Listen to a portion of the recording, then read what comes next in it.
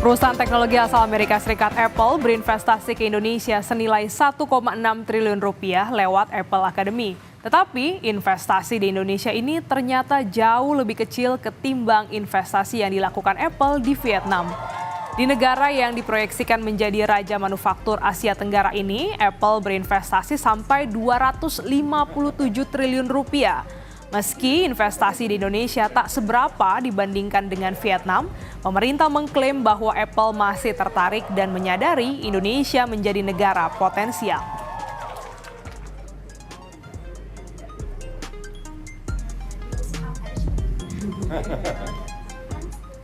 Menteri Koordinator Bidang Kemaritiman dan Investasi Luhut Binsar Panjaitan bilang Indonesia mampu memberikan insentif seperti yang diberikan India maupun Tiongkok.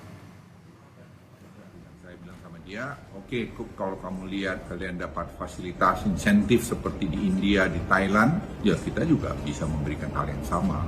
Terus malah Presiden perintahkan saya untuk follow up ini semua, mengatakan Pak Luhut, ini masa kompetisi. Jadi kalau di Thailand atau di India dia dapat 2 gitu ya, kalau kita bisa kasih lebih 2, berapa harus bisa.